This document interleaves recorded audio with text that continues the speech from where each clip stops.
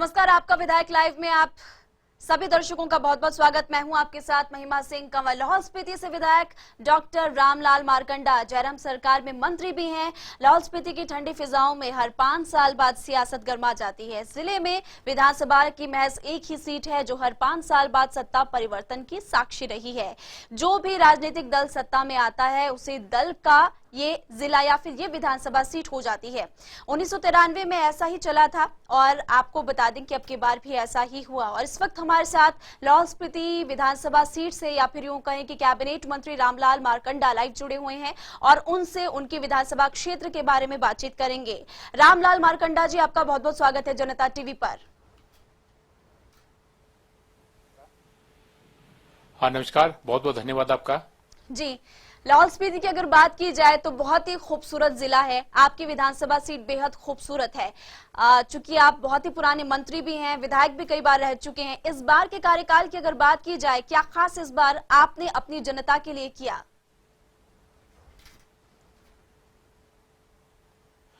हाँ, इस बार प्रमुखता से जब वर्ष 2017 में चुनाव लड़ रहा था तो उससे पूर्व कांग्रेस सरकार के टाइम में हम जनजातीय इलाके के लोग हैं, हमें सब्सिडी मिला करता था। इसमें कांग्रेस सरकार में एक कुठारा घात चलाया गया, एक नया कानून बनाया गया कि जिस किसान के पास 12.5 बीघा जमीन, 1 हेक्टेयर जमीन होगा, उसी को सब्सिडी मिलेगा। 5 साल लाहौल स्पीति के लोग सब्सिडी से वंचित रहे और लाहौल स्पीति के लोगों का मुझे आशीर्वाद मिला। आदरणीय ठाकुर जयराम जी मुख्यमंत्री मुझे आशीर्वाद मिला, मुझे कृषि मंत्री बनाया गया। 5 महीने नई सरकार बनने के बाद उस काले कानून को मैंने खत्म किया, बंद किया, और जिस कारण लाहौल स्पीति जनता को सब्सिडी द्वारा बहाल हुआ। आज लाहौल स्पीति की जनता के पास, लाहौल स्पीति हर परिवार के पास power tiller, sprinkler, poly house, drip irrigation, ये सब कृषि के जो है औजार, जो मैं कहना चाहूंगा मशीनरीकरण को मिला है।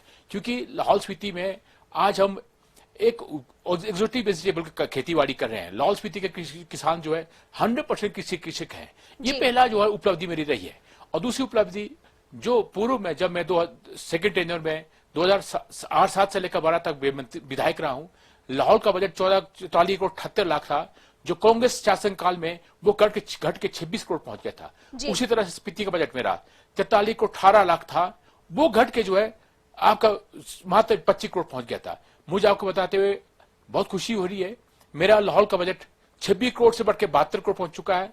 और लाहौल का बजट, जो स्पीति का बजट, सिर्फ मात्र 25 करोड़ तक 88 करोड़ पहुंच गया है। और साथ ही साथ लाहौल स्पीति को एक बहुत बड़ा वरदान अटल टनल रोहतांग के रूप में मिला है, जो भारतवर्ष के प्रधानमंत्री नरेंद्र मोदी जी ने इसका 3 अक्टूबर 2020 को उसका उद्घाटन किया है। ये बहुत बड़ा हमारे सौगात मिला है। जो लाहौल स्पीति संसार से 6 महीने काटा रहता था, आज 12 महीने जुट चुका है। जी, आपने अटल रोहतांग टनल की बात की, इसके बारे में भी हम बाद में बातचीत करेंगे। ट्राइबल एरिया के आप अकेले मंत्री हैं, क्या करना चाहते थे ट्राइबल एरिया के लिए और क्या किया है? जहां तक ट्राइबल इलाके का विषय है, मैं जैसे ट्राइबल मंत्री बनते ही हमने एक मुख्यमंत्री महोदय का देश था कि जो काम जो टाइम बाउंड किया जाए।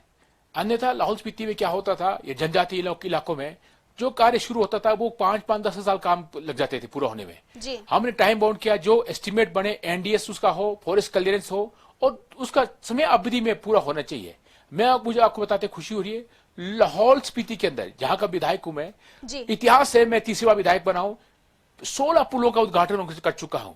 और आने वाले 3 महीनों के अंदर जो है मैं 7 पुलों का उद्घाटन करने जा रहा हूं, जो अपने आप एक इतिहास है। और पूरे किन्नौर के अंदर, लाहौल स्पीति के अंदर, किन्नौर भागपागी हमने कहा है जो काम जो है टाइम बाउंड किया जाए और 2 साल 3 साल की अवधि में काम कंप्लीट हो जाए। और बजट को हमने बढ़ाया है, और किस तरह से लोगों को स्वावलंबी बनाया जाए उसके लिए हमने नई योजनाएं, मुख्यमंत्री स्वावलंबन योजना की शुरुआत की है, जो घर घर पहुंचाया है। ऐसे नए स्कीम, कृषि, बागवानी, इसको बहुत बल दिया है। ये बहुत बड़ी बड़ी योजना हमने शुरुआत की है। ठीक है, अटल रोहतांग टनल की आप बात कर रहे थे। जाहिर तौर पर अटल रोहतांग टनल के बन जाने से लाहौल स्पीति के लोगों की जिंदगी बदल चुकी है, लेकिन लोकसभा चुनाव, जो उपचुनाव हाल ही में हुए, फिर क्यों कांग्रेस का समर्थन किया यहाँ पर लोगों ने? क्या कारण आप मानते हैं?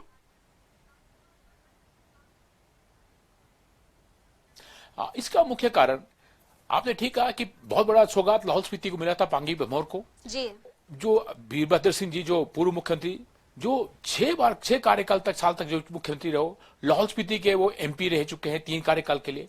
एक उनका देहांत होना वो एक उनके लाहौल स्पीति के लोगों में था। जब मैंने उनसे बात किया, उन्होंने कहा हमने श्रद्धांजलि के रूप में एक बार वोट देना चाहते हैं। जब आपका चुनाव आएगा निश्चित तौर पर आपको वोट डालेंगे। इस वक्त हम चाहते हैं कि श्रीमान वीरभद्र सिंह जी ने हमें जो काम किया उसके श्रद्धांजलि के रूप में एक बार वोट डालना चाहिए। एक श्रद्धांजलि के रूप में वोट मिला है। यानी कि आप ये मानते हैं कि सहानुभूति बटोर गए यहाँ पर कांग्रेसी वीरभद्र सिंह के नाम पर? निश्चित तौर पर आपने बिल्कुल ठीक कहा। फिर आने वाले समय में भी तो वैसे ही सहानुभूति वो फिर से बटोर सकते हैं, क्योंकि अब चुनाव बेहद नजदीक है। फिर से कांग्रेस पार्टी के तमाम सियासी दिग्गज लाहौल स्पीति का दौरा बैक टू बैक कर रहे हैं। पिछले दिनों देखा हमने।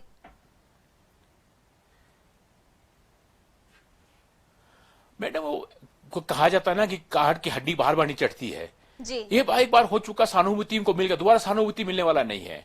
जब मैं लाहौल स्पीति के लोगों से निरंतर पर संपर्क में, उनसे मैंने बात भी किया, उन्होंने कहा एक बार जो है उनके ऊपर हमारा उपकार था, हमने पूरा किया है। चाहे कांग्रेस के नेता जहां जितने बार जाए, उन्होंने कोई लाहौल स्पीति के वीरभद्र सिंह का जरूर देन रहा होगा। मैं परंतु जो काम आज जो कांग्रेस पार्टी का कार्यकाल में पिछले जितने साल है कभी वोट पड़ने वाला नहीं है। लाहौल स्पीति हमने रिकॉर्ड काम किए हैं, और कभी जनजातीय इलाकों में हिमाचल प्रदेश में सहानुभूति खत्म हो चुका है ना, दोबारा उनको वोट नहीं मिलने वाला है। जी। राजनीतिक पंडित रामलाल मारकंडा जी ये भी मानते हैं कि सीएम जयराम ठाकुर जब मिलने गए थे पीएम मोदी से, तो प्रधानमंत्री ने भी उससे पूछा ये कि इतना विकास लाहौल स्पीति में किया, अटल रोहतांग टनल का उद्घाटन कर दिया, लेकिन फिर भी लीड नहीं मिल पाई, क्या कारण रहे? सीएम जयराम ठाकुर से भी उन्होंने ये पूछा। तो मेरा सवाल सीधा आपसे ये है कि क्या बीजेपी को लोग पसंद नहीं करते, या फिर सिर्फ सहानुभूति, या फिर लोग आपसे किसी बात को लेकर खफा है?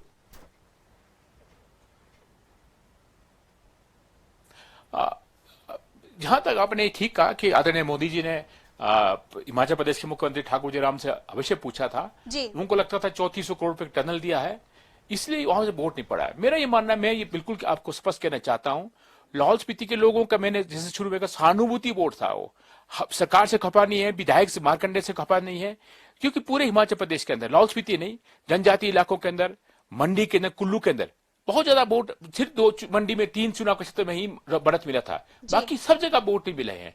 इस सहानुभूति एक वेव था उनका। ठीक है, आपके विधानसभा क्षेत्र में वापस लौटते हैं। चूंकि सुनने में आता है कि आपके विधानसभा क्षेत्र में पैसों की कोई कमी नहीं है, खूब विकास आपके विधानसभा क्षेत्र में हुआ है, और ये भी सुनने में आता है कि आपके एक गांव को 2-2 सड़कें बनी हुई है। अगर विकास और करना चाहेंगे तो क्या गुंजाइश आप देखते हैं, कैसे और ज्यादा विकास हो सकता है आपके विधानसभा क्षेत्र का?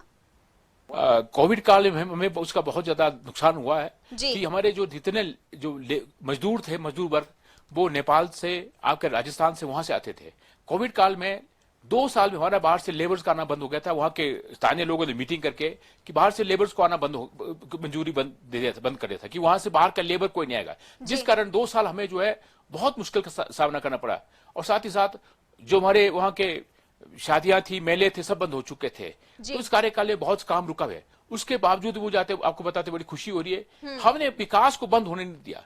लोगों का सहयोग मांग के लोगों ने सहयोग दिया, हमने बहुत बड़ा काम किया। और इस बीच में 2 बार त्रासदी, 2018 में बर्फ पड़ना, बहुत नुकसान हो रहा, और लास्ट पिछले साल 2021 में जो 27 जुलाई को भारी बारिश के कारण जो है लगभग 40 किलोमीटर के बीच में जो है 3-5 जगह पुलों का खराब होना, और सारा एरिया कट चुका था, हमारा फसल रह गया था। उसके बावजूद जो हमने इसको समय अवधि में 10 दिन के अंदर रोड को बहाल करना, पुलों को ठीक करना, लोगों को फसल पहुंचाना, इस तरह से जो है ऐसे एक प्रकोप के कारण भी हमें सहन करना पड़ा। एक तरफ से त्रासदी, बर्फ के त्रासदी, बारिश का त्रासदी, और दूसरी तरफ से आपका कोविड कार्यकाल। जी, जिस तरह से मंत्री जी आपने यहाँ पर लंबी चौड़ी फेहरिस्त रखी है, और आपकी तरफ से विस्तार से बताया जा रहा है कि ये खास आपकी तरफ से या फिर ये जनता को रियायत आपकी तरफ से दी गई, उसकी हम भी आपकी तारीफ करते हैं।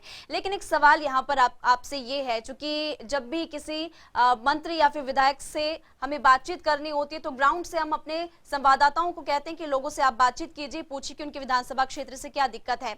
बातों ही बातों में उनकी तरफ से बताया गया कि मंत्री जी की किसी डीसी से नहीं बनती, क्या ऐसा है? नहीं, ये तो ऐसी बात ही नहीं है, डीसी से नहीं बनने का विषय नहीं है।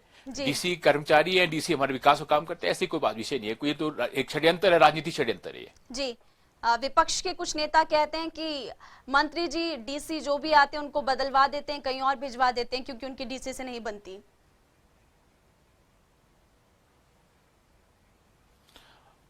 ऐसा कभी नहीं हुआ है। मैं अपने आप काम करने वाला व्यक्ति हूं, मुझे व्यक्ति भी काम करने वाले लोग चाहिए। अच्छे काम करने वाले व्यक्ति हो उनका मैं मान सम्मान करता हूं। एक डीसी के बाकी अधिकारी क्यों नहीं बदले? डीसी क्या डी सब कुछ डीसी होता है। ये सिर्फ ये लोगों का जो विरोधी लोग हैं उनका एक षड्यंत्र है। इस तरह से बात करना चाहते हैं लोगों के पीछे। जी हिमाचल विकास कांग्रेस से आप भाजपा में आए, सवाल आपसे ये है कि क्या मारकंडा जी पूरी तरह से एडजस्ट हो चुके हैं भाजपा में? हाँ, निश्चित तौर पर हिमाचल विकास कांग्रेस 2003 में खत्म हो चुका था। हिमाचल विकास कांग्रेस के संस्थापक पूर्व मंत्री आदरणीय सुखराम जी कांग्रेस पार्टी जा चुके थे। अधिकतर लोग कांग्रेस में गए और मुझे बीजेपी के से ऑफर आया बीजेपी में, और मैं पूरी तरह से भाजपा परिवार में मैं हूं और बीजेपी मुझे बहुत पसंद है। जी, चूंकि आपने धूमल सरकार में भी काम किया है, जयराम सरकार में भी आपने काम किया, दोनों सरकारों में क्या फर्क आपको नजर आता है?